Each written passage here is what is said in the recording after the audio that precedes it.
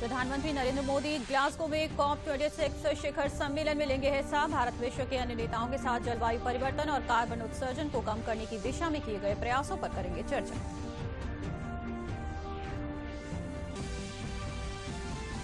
मुख्यमंत्री योगी आदित्यनाथ ने रविवार को रामायण कॉन्क्लेव का किया समापन। कहा, लोक भाषा लोक परंपरा में भगवान श्री राम को किस तरह लिपिबद्ध किया जा सकता है, इसको लेकर बनी है योजना कि नई पीढ़ी तक राम का चरित्र घर घर पहुंचे। केंद्रीय श्रम एवं रोजगार राज्य मंत्री रामेश्वर तेली ने रविवार को लखनऊ में आयोजित ई श्रम कार्ड और रोजगार पंजीकरण कैंप का किया शुभारंभ।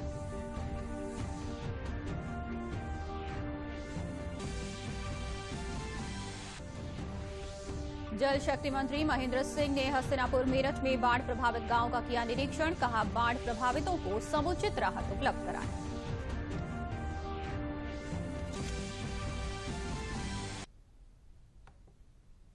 नमस्कार, मैं हूं मोनिका चौहान और अब समाचार विस्तार से।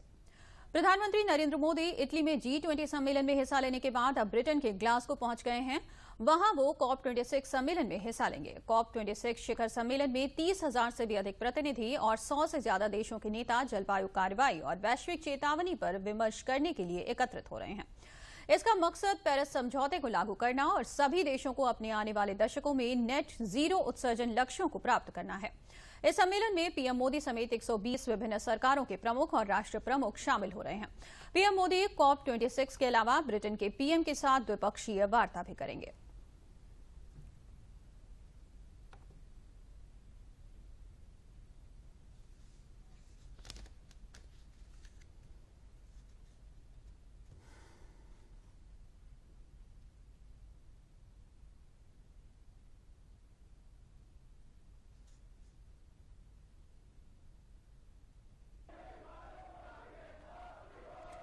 ग्लासगो पहुंचने पर भारतीय समुदाय के लोगों ने प्रधानमंत्री मोदी का बहुत ही गर्मजोशी के साथ स्वागत किया। प्रधानमंत्री नरेंद्र मोदी से मिलकर भारतीय समुदाय के लोगों ने अपनी खुशी जाहिर की।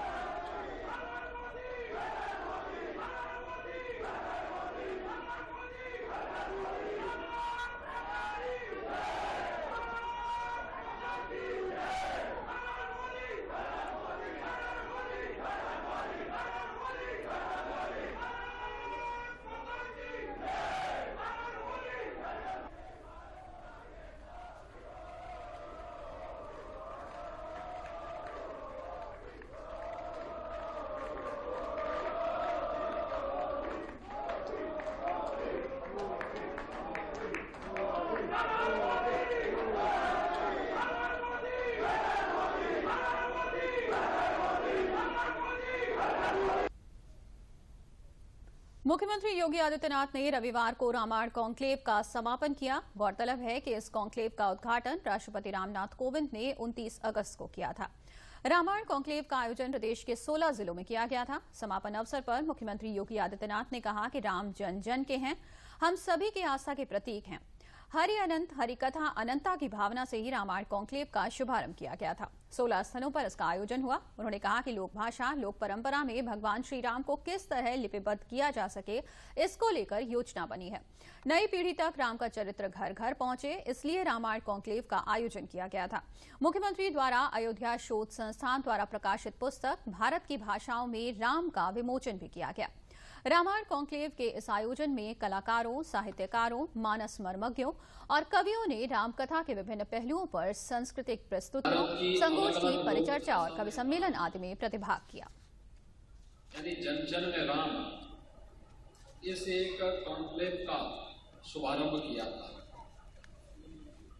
इसी स्थल से इस कार्यक्रम को आगे बढ़ाया गया था। हम सब जानते हैं कि राम हरि अनंत हरि कथा अनंता वाली भाव है। लेकिन विभाग की और मनुष्य की अपनी एक सीमा, उस सीमा का अतिक्रमण न करते हुए संस्कृति विभाग ने दीपावली के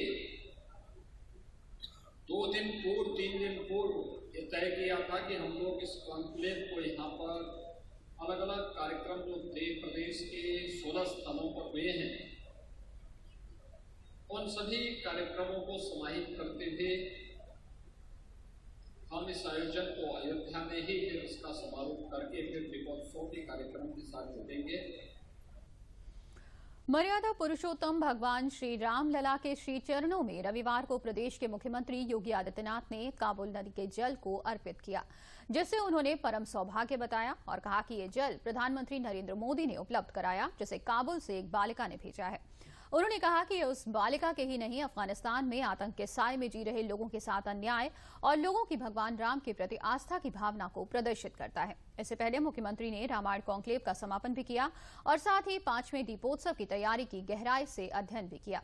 दीपोत्सव की तैयारी के क्रम में मुख्यमंत्री के समक्ष क्षेत्रीय कलाकारों और रंगकर्मियों ने धर्म आधारित रंगारंग प्रस्तुति दी। दीपोत्सव की तैयारी को लेकर मुख्यमंत्री ने उच्चाधिकारियों की बैठक की। योगी आदित्यनाथ ने रामायण कॉन्क्लेव के समापन समारोह को संबोधित करते हुए कहा कि राम को देश की सीमाओं में नहीं बांधा जा सकता। राम संपूर्ण विश्व के जन जन में व्याप्त। अफगानिस्तान की एक बालिका के द्वारा भेजे गए जल को उपलब्ध कराया। आप सोचिए कि अफगानिस्तान के काबुल में भाई साहब एक बालिका तालिबान के आतंक के साए में रह रही है, लेकिन उसने वहां से काबुल नदी, यानी जैसे अयोध्या में सरयू जी है वैसे काबुल में काबुल नदी है, तो काबुल नदी का जल भेजा है कि राम जन्मभूमि में हम सब की तरफ से इसको अर्पित करवाएगा। और आज उसी जल को यहाँ पर आया था तो मुझे एक साथ ये सौभाग्य प्राप्त हुआ कि मैं श्री राम जन्मभूमि का दर्शन भी कर लूं, पूज्य संतों का भी दर्शन कर लो और उस बालिका और अफगानिस्तान की उन ढेर सारी बेटियों की ओर से जो आतंक के साए में रह रही हैं, उन सब की ओर से भगवान श्री राम के श्री चरणों में प्रणाम निवेदित करते हुए काबुल नदी का जल भी वहां समर्पित कर सकूं। केंद्रीय श्रम एवं रोजगार, पेट्रोलियम और प्राकृतिक गैस राज्य मंत्री रामेश्वर तेली ने रविवार को लखनऊ में आयोजित ई श्रम कार्ड और रोजगार पंजीकरण कैंप का शुभारंभ किया। इस अवसर पर लोगों को संबोधित करते हुए उन्होंने कहा कि प्रधानमंत्री नरेंद्र मोदी पहली बार देश के असंगठित श्रमिकों के कल्याण के लिए नेशनल डेटाबेस तैयार करा रहे हैं। ई श्रम पोर्टल पर पंजीकरण के बाद श्रमिकों को क्यूवे नंबर मिलेगा, जो पूरे देश में लागू होगा। उन्होंने कहा कि पंजीकरण निःशुल्क है। केंद्रीय श्रम राज्य मंत्री ने 11 लाभार्थियों को ई श्रम कार्ड का वितरण किया। श्रम सेवायोजन और समन्वय मंत्री स्वामी प्रसाद मौर्य ने कहा कि असंगठित क्षेत्र के श्रमिकों को अपने बच्चों की शिक्षा और विवाह, स्वास्थ्य और रहने के लिए मकान आदि की चिंता नहीं करनी पड़ती। केंद्र सरकार 20 रुपए प्रति कार्ड का भुगतान कर रही है।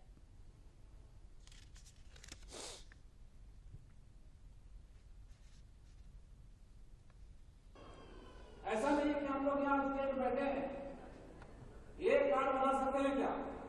नहीं। इसमें कहा गया है जिसका पीएफ का पैसा जमा नहीं होता है, प्रोविडेंट फंड का, जो व्यक्ति सरकार को टैक्स नहीं देते हैं, उस तरह से व्यक्ति का ही रजिस्ट्रेशन होगा। जैसे आंगनबाड़ी के कर्मी, मनरेगा में काम करने वाला श्रमिक, गाड़ी चलाने वाला ड्राइवर, ठेला चलाने वाला, रिक्शा चलाने वाला, खेत में काम करने वाला, घर में काम करने वाला, जिसको हम लोग डोमेस्टिक वर्कर बोलते हैं, ऐसे लोग ही रजिस्ट्रेशन करा सकते हैं, क्योंकि इन लोगों का ही प्रोविडेंट फंड जमा होता नहीं है, इन लोगों का ही कोई टैक्स जमा होता नहीं है। तो ऐसे व्यक्ति ही रजिस्ट्रेशन कराएंगे। और हम लोग टारगेट कर दिए हैं कि यूपी सरकार कम से कम 6 करोड़ लोगों को रजिस्ट्रेशन कराना चाहिए, और अभी तक 1 करोड़ लोग रजिस्ट्रेशन करा चुका है। तो फायदा क्या होगा? फायदा यह होगा, हमारा मंत्री जी ने कहा, हमारी श्रम मंत्री ने, रजिस्ट्रेशन करने के साथ साथ आपको यूएन नंबर एक मिलेगा, एक कार्ड मिलेगा, जिसको हम लोग ई श्रम कार्ड बोलते हैं। ये कार्ड मिलने के साथ ही साथ उस व्यक्ति का इंश्योरेंस हो जाएगा। भगवान ना करे अगर कोई कारण से एक्सीडेंट हो गया, मृत्यु होगा वो व्यक्ति को, उस परिवार को 2 लाख रुपया मिलेगा। कानपुर नगर पहुंचे केंद्रीय सामाजिक न्याय और अधिकारिता मंत्री डॉक्टर वीरेंद्र सिंह ने कानपुर स्थित एलिम्को में संचालित कार्य और आधुनिकीकरण योजना के कार्यों के अधिकारियों के साथ समीक्षा बैठक की। इस दौरान केंद्रीय मंत्री ने एलिम्को की वर्कशॉप का निरीक्षण और दिव्यांगजनों को प्रदान किए जाने वाले आवश्यक सहायक उपकरणों को जांचा। कार्यक्रम के दौरान केंद्रीय मंत्री ने android based mobile application app Alimco Mitra भी लॉन्च किया। इस एप्लीकेशन का प्रयोग दिव्यांगजनों द्वारा आवश्यक सहायक उपकरणों को प्राप्त करने हेतु घर बैठे ही जानकारी करने और पंजीकरण करने के साथ ही प्रदान किए गए सहायक उपकरणों में किसी प्रकार की समस्या के निराकरण के लिए भी किया जा सकता है। इस अवसर पर केंद्रीय मंत्री ने दिव्यांगजनों को आवश्यक सहायक उपकरण प्रदान किए। उन्होंने कहा कि प्रधानमंत्री द्वारा आत्मनिर्भर भारत में दिव्यांगजन को मिले सहायक उपकरणों की सहायता से वो देश के विकास में अपना योगदान देने लगे हैं। भारत की दिशा में बढ़ते कदमों में वो भी देश के विकासों में अपने लघु प्रयासों के माध्यम से और उसमें अपना योगदान देने लगा। ये सारी चीजें ये हमको बताती हैं कि एलिम्को की जो 50 वर्षों की यात्रा है, इस 50 वर्षों की यात्रा में 338 करोड़ रुपए की राशि से जो इसका आधुनिकीकरण करने का काम किया जा रहा है, जिसमें 200 करोड़ रुपया भारत सरकार के द्वारा और शेष जो राशि है वो उनको अपने स्वयं के संसाधनों से जुटाने के लिए तैयारी कर रही थी। मैंने जब उनसे बातचीत की तो उन्होंने बताया कि ये कृत्रिम पैर लगने के बाद वो माता वैष्णो देवी के दर्शन भी पैदल जाके करके आई। ये संस्थान के द्वारा दिव्यांगजनों के जीवन में सुगमता लाने के लिए जो कार्य किए जा रहे हैं, उन कार्यों से लाभान्वित होने वाले हमारे जो दिव्यांगजन हैं, वो दिव्यांगजन सहज जीवन जिए। ये बताता उस बहन का उदाहरण कि किस तरह से पहले जब वो कृत्रिम पैर लगते थे, आज जो कृत्रिम पैर लग रहे हैं वो उनके जीवन में कितना बड़ा बदलाव लेकर आ रहा है। T20 विश्व कप में भारत पाकिस्तान के बीच हुए क्रिकेट मैच में भारत की हार और पाकिस्तान की जीत पर नारेबाजी करने और उसका समर्थन करने वाले 3 कश्मीरी छात्रों को आगरा के RBS कॉलेज से पुलिस ने गिरफ्तार कर राष्ट्र विरोधी गतिविधियों के तहत जेल भेजे जाने का विरोध करते हुए जम्मू कश्मीर की महबूबा मुफ्ती ने प्रधानमंत्री को पत्र लिखकर कश्मीरी छात्रों की रिहाई की मांग की। आगरा के सर्किट हाउस में केंद्रीय विधि एवं न्याय राज्य मंत्री प्रोफेसर SP सिंह बघेल और खाद्य प्रसंस्करण और नियोजन राज्य मंत्री डॉक्टर GS धर्मेश ने महबूबा मुफ्ती और उमर अब्दुल्ला की तीखी निंदा की। प्रोफेसर SP सिंह बघेल ने कहा कि मुख्यमंत्री योगी आदित्यनाथ के इस निर्णय का स्वागत करता हूं। मैं उत्तर प्रदेश के मुख्यमंत्री के इस निर्णय का स्वागत करना चाहता हूं कि हिंदुस्तान पाकिस्तान के मैच में जो हिंदुस्तान के निवासी हैं, अगर वो पाकिस्तान के बारे में सोचते हैं, उनकी जीत पर खुशी जाहिर करते हैं, ये देशद्रोह है। महबूबा मुफ्ती ने इस प्रकार की चिट्ठी लिखी है, वो आतंकवादियों को हमेशा प्रश्रय दिया, कोई चौंकाने वाली बात नहीं है। जल शक्ति मंत्री महेंद्र सिंह ने हस्तिनापुर मेरठ में गंगा किनारे खादर क्षेत्र के बाढ़ प्रभावित गांवों का निरीक्षण किया। उन्होंने कृषि विज्ञान केंद्र हस्तिनापुर में अधिकारियों और जनप्रतिनिधियों के साथ बैठक की। महेंद्र सिंह ने कहा कि जितना कार्य वर्तमान केंद्र और प्रदेश सरकार ने किसानों के लिए किया है, उतना किसी ने नहीं किया। जल शक्ति मंत्री ने कहा कि देश और प्रदेश का किसान प्रधानमंत्री नरेंद्र मोदी और मुख्यमंत्री योगी आदित्यनाथ के साथ है। 2022 में उत्तर प्रदेश में होने वाले चुनाव में भाजपा 350 से अधिक सीटें लाएगी। कहीं कुछ भी हो रहा, उत्तर प्रदेश का किसान पूरी तरीके से खुशहाल है और भारतीय जनता पार्टी के साथ है, और उसी का परिणाम था कि हर चुनाव में कमल का फूल खिल रहा है। 2014 आपने देखा, 2017 आपने देखा, 2019 आपने देखा, उपचुनाव आपने देखा। उत्तर प्रदेश की जनता और देश की जनता मोदी और योगी के साथ खड़ी है। हम 350 के पार जाएंगे और फिर से भारतीय जनता पार्टी की सरकार बनेगी और योगी आदित्यनाथ जी उत्तर प्रदेश के मुख्यमंत्री होंगे। इंदौर से हवाई कनेक्टिविटी शुरू होने के बाद प्रयागराज अब देश के 12 शहरों से हवाई मार्ग से जुड़ चुका है। इंदौर से चली हुई फ्लाइट पहली बार प्रयागराज पहुंची तो नागरिक उड्डयन विभाग के कैबिनेट मंत्री नंद गोपाल गुप्ता नंदी ने सभी यात्रियों का स्वागत किया। इस मौके पर नंद गोपाल गुप्ता नंदी ने कहा कि उत्तर प्रदेश देश के 32 महानगरों से हवाई मार्ग से जुड़ चुका है। उन्होंने कहा कि प्रयागराज से जल्द ही कई अन्य शहर भी एयर कनेक्टिविटी से जुड़ने जा रहे हैं। पहले दिन की फ्लाइट में तकरीबन 40 यात्री इंदौर से प्रयागराज आए। यात्रियों का कहना है कि पहले ट्रेन और बस से इंदौर से प्रयागराज जाने और आने में काफी वक्त लग जाता था, लेकिन अब वो तकरीबन 1 घंटे में ही ये दूरी तय कर रहे हैं। यात्रियों ने इसके लिए सरकार का शुक्रिया अदा किया है और प्रयागराज को देश के कुछ अन्य शहरों से भी हवाई मार्ग से जोड़ने की मांग की है। सब उड़े, सब जुड़े, हवाई चप्पल पहनने वाला भी हवाई जहाज की यात्रा करे। लगातार उत्तर प्रदेश में जिस तरह से एयरपोर्ट का जाल बिछाया गया है, प्रयागराज उसका जीता जागता उदाहरण है। यहाँ से कितनी सारी फ्लाइटें शुरू हुई। आज इंदौर से जो फ्लाइट आई है पहली, माननीय बहुत ही यशस्वी, तेज तर्रार युवा भारत सरकार के मंत्री ज्योतिराव सिंधिया जी ने वहाँ से फ्लैग ऑफ किया और कल कानपुर से कई सारी फ्लाइटें शुरू हो रही हैं। जब हम इस सरकार में, हमारे सरकार बनी 2017 में और इस प्रदेश की बागडोर एक कर्मयोगी मुख्यमंत्री योगी आदित्यनाथ जी के हाथों में आई, उस वक्त केवल 2 एयरपोर्ट संचालित थे। आज 9 एयरपोर्ट संचालित हो गए और जो हवाई यात्रा है, हवाई यात्री जो पैसेंजर हैं, उसमें 3 गुने की वृद्धि हुई और उत्तर प्रदेश में केवल 24 जगह उड़ान थी, आज 75 जगह से ज़्यादा उड़ानें हो रही की योजना है और इससे मैं समझता हूँ इंडिया बहुत जल्दी एक हो जाएगा कि इस फ्लाइट से हर एक को कनेक्ट करने की इन्होंने जो सुविधा और कंफर्टेबल इनवैलिड्स के लिए बड़ी अच्छी सुविधा दी हुई है। किसी किस्म की कोई परेशानी नहीं है इनवैलिड्स आदमियों को और मैं समझता हूँ कि इंडिया में ये चीज़ें जल्दी फैलेंगी और इंडिया का नाम अच्छा वो रोशन हो जाएगा। मतदाता जागरूकता अभियान के तहत मतदाता पुनरीक्षण कार्यक्रम और पहली बार मतदाता बनने वालों, मतदान अर्हता को रखने वालों के साथ अन्य आम जनमानस को जागरूक करने के लिए आजमगढ़ में एक रैली निकाली गई, जिसका उद्घाटन मुख्य विकास अधिकारी आनंद शुक्ला ने किया। मुख्य विकास अधिकारी आनंद शुक्ला ने बताया कि भारत निर्वाचन आयोग के निर्देश के क्रम में आज से मतदाता पुनरीक्षण कार्यक्रम प्रारंभ हो गया है।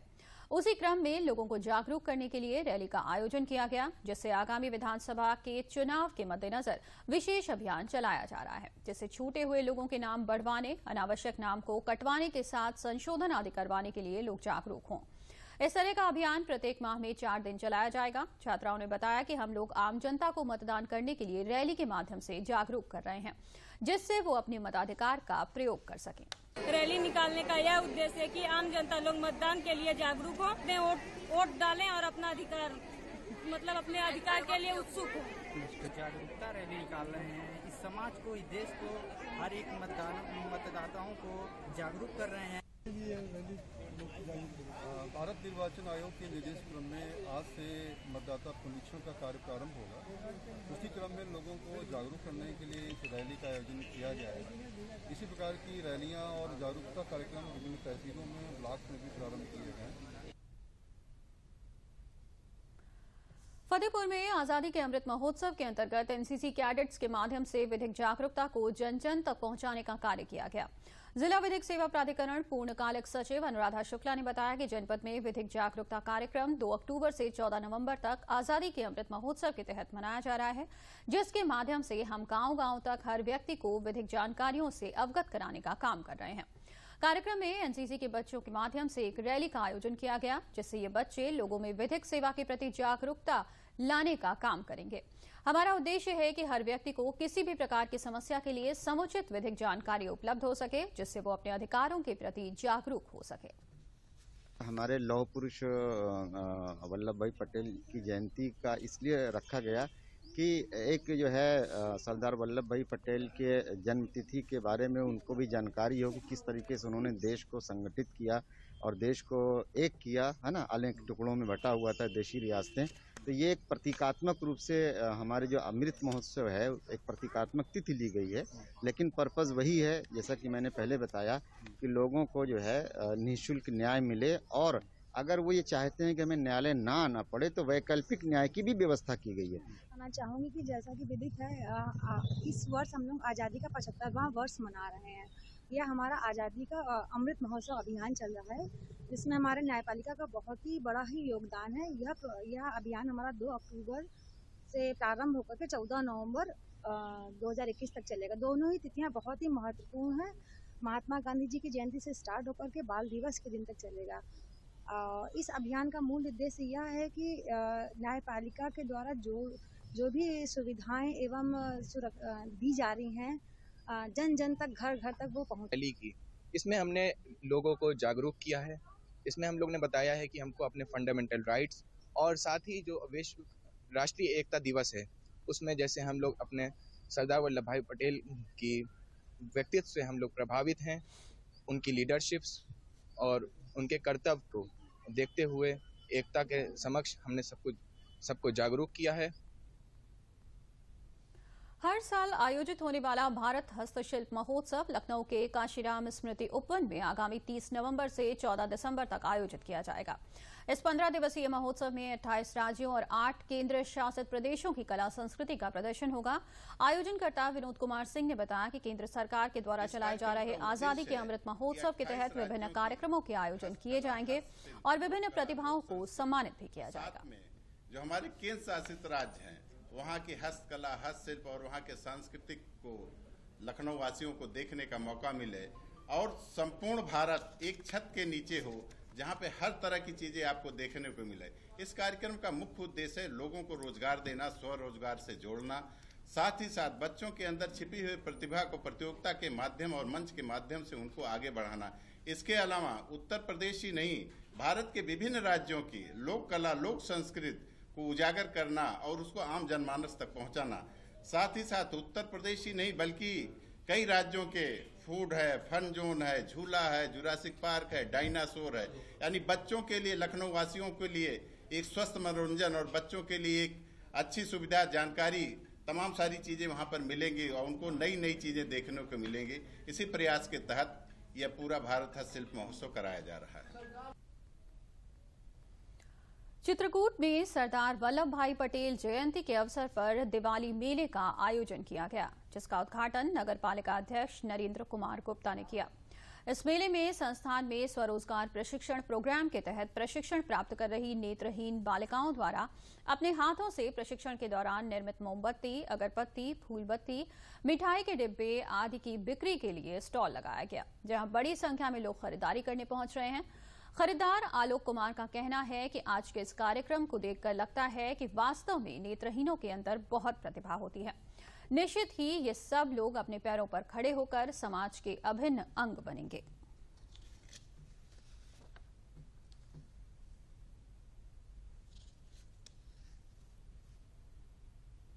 मैं दृष्टि संस्थान में स्वरोजगार की ट्रेनिंग ले रही हूँ। यहाँ पे मैंने मोमबत्ती, अगरबत्ती, फूलबत्ती आदि सामान बनाना सीखा है, जिसमें आज दिवाली का मेला लगा हुआ है। यहाँ पे मैं अपने बनाए हुए सामानों को यहाँ पे बेच रही हूँ। यहाँ पे बड़ी संख्या में लोग आ रहे हैं और सामान को खरीद रहे हैं, देख रहे हैं और हमारा हौसला अफजाई कर रहे हैं। मैं दृष्टि में रोजगार प्रशिक्षण सीखती हूँ और यहाँ कई प्रकार की मोमबत्तियाँ, अगरबत्तियाँ, धूप बत्तियाँ, लाई, गट्टे, मिठाई के डिब्बे, दलिया आदि चीजें बनाती हूँ और पैक करती हूँ। आप लोग आइए और मेरा सामान खरीदिए, मुझे बहुत अच्छा लगता है। मैं अपने घर में भी ये सब बना के अपने घर का सब अच्छे से चला सकती हूँ।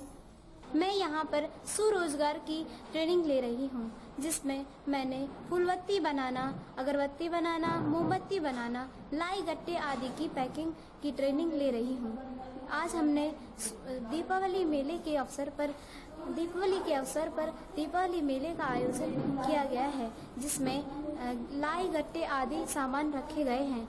जैसे उत्तर प्रदेश के यशस्वी मुख्यमंत्री जी ने जहाँ दीपावली मेला लगा करके लोकल फॉर वोकल की एक सोच पैदा करके उत्तर प्रदेश को समृद्ध करने का काम किया था, उसी तरह से आज चित्रकूट में दृष्टि संस्था द्वारा एक बड़ा प्रयास किया गया, जहां पर इस संस्था में बच्चे जो भी बच्चियां पढ़ती हैं वो बच्चियां पूर्णतः दृष्टिबाधित हैं और उसके बाद भी इन्होंने एक बड़ा प्रयास किया।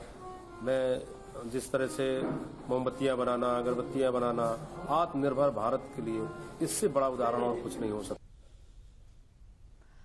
स्ट्रीट वेंडर्स की दीपावली को रोजगार की खुशहाली में बदलने के लिए मेरठ में नगर निगम द्वारा दीपावली मेले का आयोजन किया गया। मेले में ज्यादातर पटरी दुकानदारों को स्टॉल निःशुल्क दिए गए हैं। मेले में वोकल फॉर लोकल के साथ सांस्कृतिक कार्यक्रमों में एक भारत श्रेष्ठ भारत की भी झलक देखने को मिल रही है। मेले में फूड कोर्ट के साथ साथ सेल्फी पॉइंट भी बनाए गए हैं। मेला पूरी तरह से प्लास्टिक मुक्त है और मेले में आने वालों को जल संरक्षण और स्वच्छता के लिए भी जागरूक किया जा रहा है।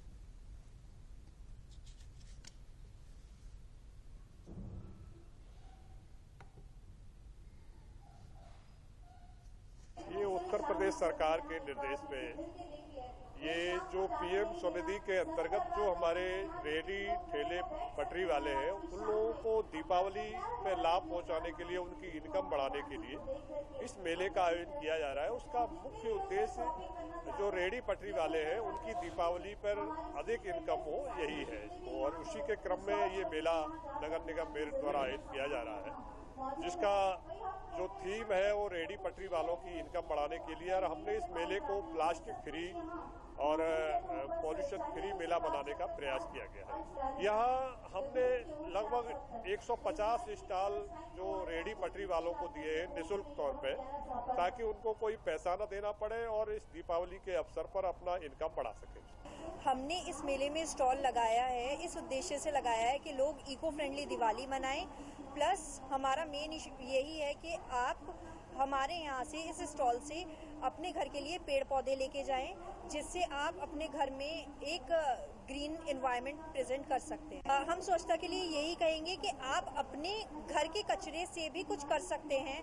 जितना भी आपका गलने वाला कचरा होता है, गीला कचरा होता है, उससे आप खुद की स्वयं कंपोस्ट बना सकते हैं और उस कंपोस्ट से आप अपने घर में पेड़ पौधे लगा सकते हैं, प्लस अपने लिए सब्जियां भी उगा सकते हैं। आपको बता दें कि अब आप दूरदर्शन न्यूज उत्तर प्रदेश के समाचार बुलेटिन और समसामयिक विषयों के कार्यक्रमों को हमारे YouTube channel DD News UP पर देख सकते हैं।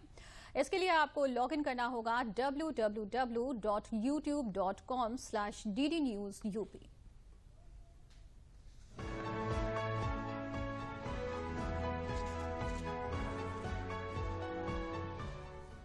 अब आप दूरदर्शन न्यूज उत्तर प्रदेश के समाचार बुलेटिन और समसामयिक विषयों के कार्यक्रमों को हमारे YouTube channel DD News UP पर देख सकते हैं। इसके लिए आपको लॉगिन करना होगा www.youtube.com/ddnewsup।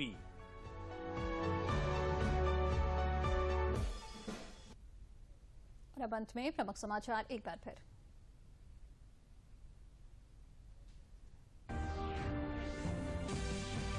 प्रधानमंत्री नरेंद्र मोदी ग्लासगो में COP26 शिखर सम्मेलन में लेंगे हिस्सा। भारत विश्व के अन्य नेताओं के साथ जलवायु परिवर्तन और कार्बन उत्सर्जन को कम करने की दिशा में किए गए प्रयासों पर करेंगे चर्चा। मुख्यमंत्री योगी आदित्यनाथ ने रविवार को रामायण कॉन्क्लेव का किया समापन। कहा, लोक भाषा लोक परंपरा में भगवान श्री राम को किस तरह लिपिबद्ध किया जा सके, इसको लेकर बनी है योजना। नई पीढ़ी तक राम का चरित्र घर घर पहुंचे। केंद्रीय श्रम एवं रोजगार राज्य मंत्री रामेश्वर तेली ने रविवार को लखनऊ में आयोजित ई-श्रम कार्ड और रोजगार पंजीकरण कैंप का किया शुभारंभ।